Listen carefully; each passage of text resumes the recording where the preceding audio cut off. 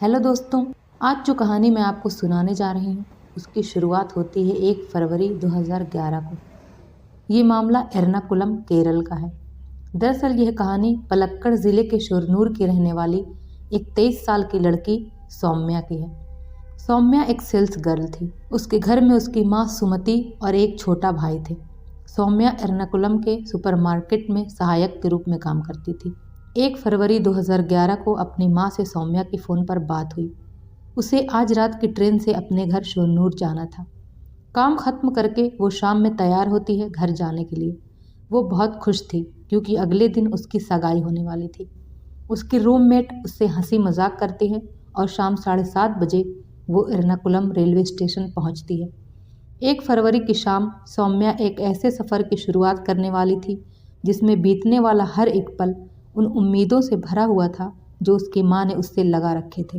भीड़ और शोरगुल के बीच भी यह सफ़र उसे अतीत के उन सारी यादों से जोड़ रहा था जिनसे सौम्या का बचपन से एक नाता था।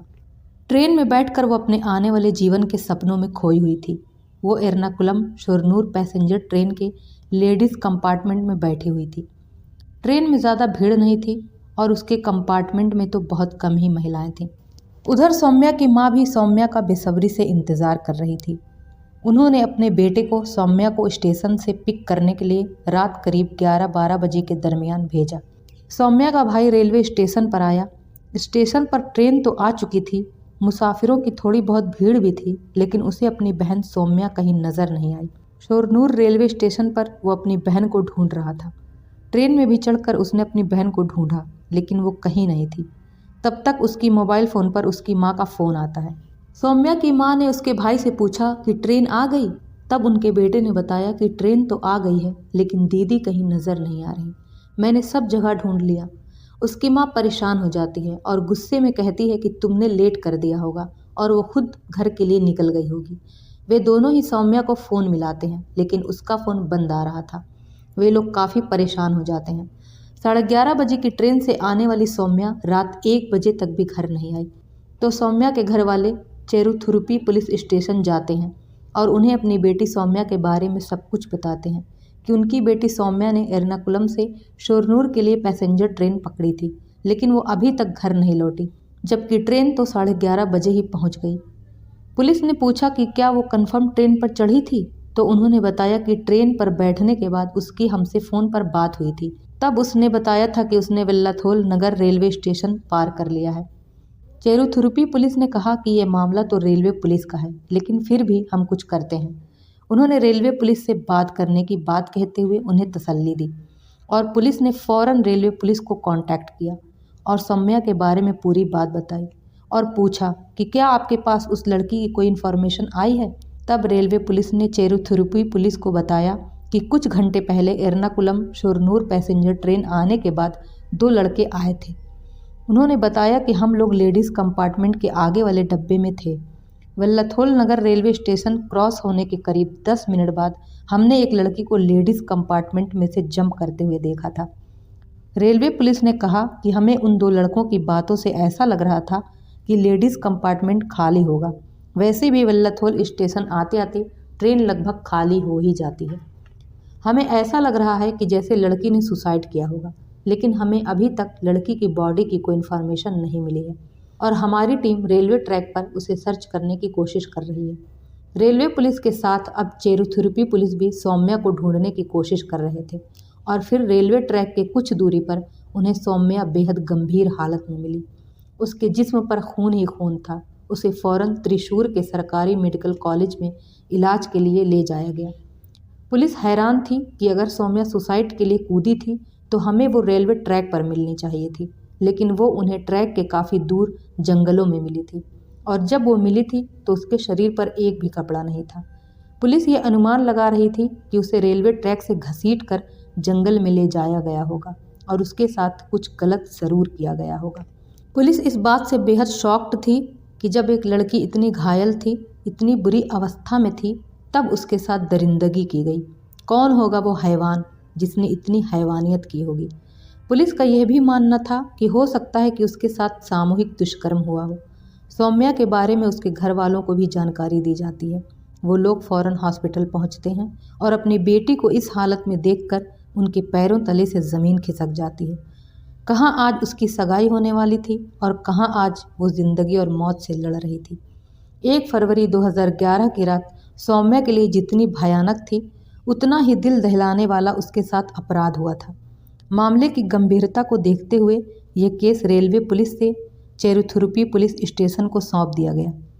डॉक्टरों ने पुलिस को बताया कि सौम्या की हालत बहुत गंभीर है, अभी कुछ कहा नहीं जा सकता। सौम्या की फैमिली लगातार ये कह रही थी कि सौम्या कभी सुसाइड नहीं कर सकती। पुलिस द्वारा उस कंपार्टमेंट की जांच बारीकी से की जाती है जिसमें सौम्या ट्रैवल कर रही थी। डिब्बे को चेक करने पर उस डिब्बे के दीवारों पर पुलिस को खून मिला और वहाँ पे कुछ टूटे हुए बटन भी मिले। फ़ौरन लगे हुए खून को कलेक्ट करके सौम्या के खून से मैच कराने के लिए भिजवा दिया जाता है। उस जगह की भी बारीकी से छानबीन की जाती है जहाँ पर पुलिस को सौम्या मिली थी। वहाँ पर पुलिस को घसीटे जाने के निशान मिले जो रेलवे ट्रैक से वहाँ तक थे और काफ़ी खून भी मिला। रेलवे ट्रैक पर एक खून से सना हुआ पत्थर भी मिला जिससे पुलिस ने अंदाज़ा लगाया कि हो सकता है इसी पत्थर पर सौम्या ट्रेन से डायरेक्ट गिरी होगी और उसका सिर इस पत्थर पर टकराया होगा। बाद में उसे ट्रैक से घसीटकर जंगल की ओर ले जाया गया होगा, उसके साथ दरिंदगी की गई होगी। क्राइम सीन पर मिले सभी सबूतों से पुलिस को यही लग रहा था कि सौम्या के साथ दुष्कर्म तब हुआ जब वो जख्मी थी। ट्रेन के डिब्बे में खून के धब्बे से ये पता चल रहा था कि सौम्या के साथ ट्रेन में ही कुछ हुआ था और उसने सुसाइड अटेम्प्ट नहीं किया था। पुलिस इस सोच में पड़ गई कि सौम्या ट्रेन से ट्रैवल कर रही थी तो उसके पास लगेज भी ज़रूर होगा जो ना ही उन्हें क्राइम सीन पर मिला और ना ही ट्रेन में, यानी कि उसके साथ मारपीट के अलावा लूटपाट भी की गई है। पुलिस को सौम्या का पर्स, बैग, वॉलेट कुछ भी नहीं मिला। अब सौम्या के साथ ट्रेन में क्या हुआ ये सब बताने के लिए सौम्या तो उस कंडीशन में नहीं थी कि उससे पूछताछ की जा सके। अब जहां सौम्या गंभीर हालत में मिली थी वहां के इलाकों में जाकर पूछताछ की जाती है और वहां के सभी छोटे मोटे चोर उचक्कों को उठाकर उनसे पूछताछ करने की शुरुआत की जाती है। और जो 2 लड़कों ने रेलवे पुलिस को सौम्या के ट्रेन से कूदने की बात बताई थी उन्हें भी पुलिस द्वारा थाने में बुलाकर पूछताछ की जाती है। मीडिया, अखबारों, सोशल मीडिया पर भी ये खबर अब दिखाई जाने लगी थी। उधर सौम्या अस्पताल में मौत और ज़िंदगी के बीच झूल रही थी। उन 2 लड़कों ने बताया कि उस रात हमें पहले लेडीज़ कंपार्टमेंट से किसी लड़की की चीख सुनाई दे रही थी। जब तक हम कुछ सोचते समझते तब तक लड़की ट्रेन से कूद गई। फिर हमने ट्रेन से उतरकर पुलिस स्टेशन में जाकर सारी बात बता दी थी। अस्पताल में सौम्या की हालत दिन पे दिन और बिगड़ती जा रही थी। डॉक्टरों की रिपोर्ट से पता चला कि ट्रेन में मिलने वाला खून सौम्या का ही था। अब ये बात कंफर्म हो गई कि ट्रेन में सौम्या के साथ मारपीट की गई थी और उसे ट्रेन से ही धक्का दिया गया था। पुलिस का शक उन्हीं 2 लड़कों पर था, लेकिन उनका कहना था कि हमने कुछ नहीं किया। उन 2 लड़कों के साथ ट्रैवल कर रहे कुछ और लोगों से पूछताछ की गई, जिसमें पुलिस को एक हाथ वाले एक आदमी का पता चला। उन मुसाफिरों का कहना था कि जब सौम्या ट्रेन से कूदी उसके कुछ ही मिनटों बाद एक आदमी भी ट्रेन से कूद गया था। उनका कहना था कि हमने उसे रोका भी, लेकिन वो नहीं माना। उन्होंने ये भी बताया कि पहले वो एक हाथ वाला आदमी हमारे कंपार्टमेंट में था, लेकिन पता नहीं कब वो लेडीज़ कंपार्टमेंट में गया। हमने तो उसे तब देखा जब वो ट्रेन से छलांग लगा रहा था। पुलिस ने उन लोगों की मदद से उस आदमी का स्केच बनवाया और उसकी तलाश जारी कर दी। सीसीटीवी फुटेज की स्कैनिंग में वो एक हाथ वाला आदमी भी दिखाई दिया था। वो आदमी एकदम भिखारी टाइप था।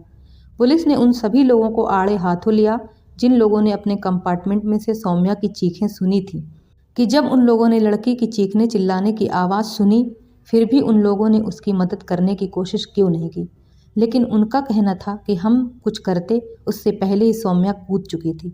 एर्नाकुलम शोरनूर पैसेंजर ट्रेन के लेडीज़ कंपार्टमेंट में सौम्या की बिलखती चीखें सुनने वाले, सौम्या को ट्रेन से गिरता हुआ देखने वाले और उस कटे हाथ वाले आदमी को इस क्राइम का प्राइम सस्पेक्ट बनाने वाले वे लोग भी पुलिस के शक के दायरे में थे। डॉक्टरों का कहना था कि सौम्या की बॉडी पर से जो डीएनए सैंपल मिला था वो एक ही आदमी का था, यानी कि उसका यौन शोषण करने वाला एक ही आदमी था। डॉक्टरों का कहना था कि सौम्या की कंडीशन में कोई भी इम्प्रूवमेंट नहीं हो रहा है, लेकिन फिर भी वो अपनी पूरी कोशिश कर रहे हैं। अब सिर्फ सौम्या ही पुलिस को बता सकती थी कि उसके साथ उस रात क्या हुआ था और किसने किया था। लेकिन इसी दौरान 6 फरवरी 2011 को त्रिशूर के मेडिकल कॉलेज हॉस्पिटल में इलाज के दौरान सौम्या हमेशा हमेशा के लिए खामोश हो गई, ये बताने से पहले ही कि किसने उसके साथ तब दरिंदगी की जब वो बुरी तरह से जख्मी थी, उसकी मौत हो गई। सौम्या की माँ सुमति का कहना था कि मेरी बच्ची को दर्द से छुटकारा तो मिल गया, लेकिन इंसाफ उसे तभी मिलेगा जब उसके कातिलों को सज़ा मिलेगी। अब उस कटे हुए हाथ वाले आदमी की तलाश ज़ोरों शोर पर थी और इस सिलसिले में पुलिस को कामयाबी मिली। पलक्कड़ रेलवे स्टेशन से उस कटे हुए हाथ वाले आदमी को पकड़ लिया गया। जब उसे थाने ले आया गया तो वो पुलिस के सामने खूब बेचारा बनने की कोशिश कर रहा था। उसने कहा कि सर, मैं भला एक हाथ से मजबूर आदमी ये सब कैसे कर सकता हूँ।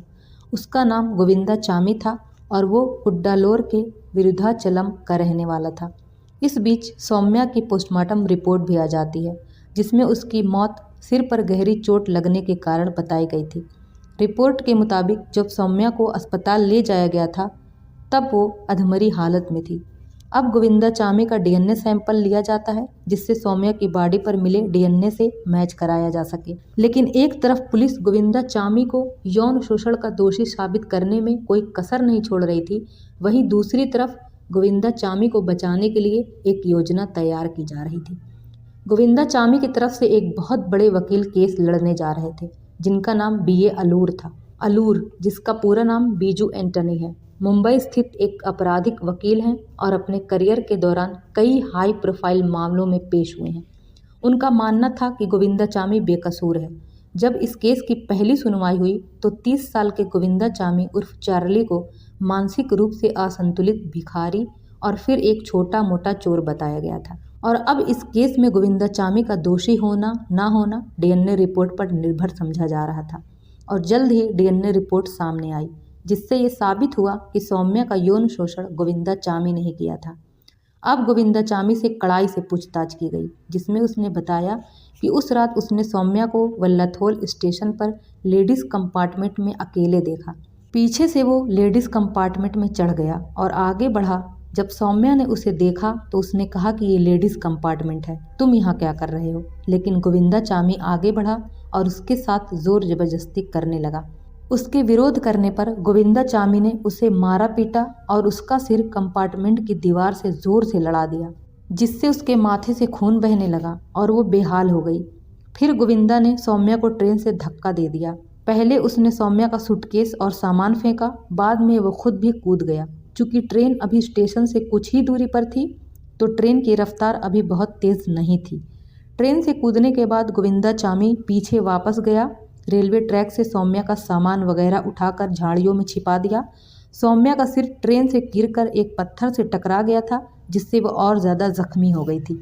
गोविंदा चामी सौम्या के पास पहुंचा और उसे रेलवे ट्रैक से खींचकर जंगल में ले गया और उसके साथ जख्मी हालत में ही दरिंदगी की सारी हदें पार की। उसके बाद उसे उसी हालत में छोड़कर उसका सामान लेकर वहां से भाग गया।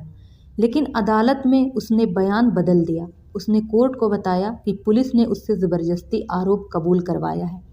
लेकिन फिर भी इस केस को रेयरिस्ट ऑफ रेयर बताते हुए गोविंदा चामी को मूल रूप से बलात्कार और हत्या का दोषी ठहराया गया और त्रिशूर फास्ट ट्रैक कोर्ट द्वारा मौत की सज़ा सुनाई गई। गोविंदा चामी ने केरल उच्च न्यायालय और सुप्रीम कोर्ट में मामले की अपील की। एचसी ने सज़ा को बरकरार रखा, जबकि एससी ने हत्या के आरोप में मौत की सज़ा को 7 साल की सज़ा में बदल दिया। अदालत ने बलात्कार मामले में उम्र कैद की सज़ा बरकरार रखी और कहा कि उसे इस बात पर यकीन नहीं है कि गोविंदा चामी ने सौम्या की हत्या की थी। अब ये सोचने वाली बात थी कि एक छोटा चोर और भिखारी गोविंदा चामी अलूर जैसे वकील का खर्च कैसे उठा सकता था, जबकि अलूर ने खुद मीडिया को ये बात बताई थी कि उन्होंने इस केस में 15 लाख से ज़्यादा कमाई की है। अलूर को किसने और किस मकसद से ये केस लड़ने के लिए फंड किया था, ये राज आज भी बरकरार है। जब उनसे पूछा गया कि गोविंदा चामी का प्रतिनिधित्व करने के लिए उनसे किसने संपर्क किया, तो उन्होंने कोई जवाब नहीं दिया। उस दिन पूरा केरल ओणम मनाने में मशगूल था जब सुप्रीम कोर्ट ने 15 सितंबर 2016 को कुख्यात सौम्या हत्या मामले पर अपना फैसला सुनाया। लेकिन जब फैसला आया तो राज्य की उत्सव की भावना कम हो गई, क्योंकि अभियोजन पक्ष ये साबित करने के लिए पुख्ता सबूत पेश करने में नाकाम रहा कि आरोपी गोविंदा चामी ने सौम्या को मारने का इरादा किया था। जिसके बाद शीर्ष अदालत ने उसकी मौत की सज़ा को आजीवन कारावास में बदल दिया। फैसला सुनने के बाद सौम्या की मां सुमति फूट फूट कर रोने लगी और उन्होंने कहा कि मेरी बेटी को न्याय नहीं मिला, लेकिन मैं इसे सुरक्षित करने के लिए अपने जीवन के अंत तक लड़ूंगी। तो आपका इस केस के बारे में क्या कहना है, कमेंट बॉक्स में ज़रूर बताएं। आपका एक कमेंट हमारे लिए बहुत महत्वपूर्ण है। इस केस को आप तक पहुंचाने में हमारी जो मेहनत लगी है, अगर आपको पसंद आई हो तो लाइक ज़रूर करें। आपके एक लाइक से हमारा हौसला बढ़ेगा। ऐसी ही सत्य और आपराधिक घटनाओं को जानने के लिए हमारे चैनल क्राइम फाइल्स पर बने रहें। मिलते हैं नेक्स्ट वीडियो में, तब तक अपना और अपने प्यारों का ख्याल रखें। जय हिंद।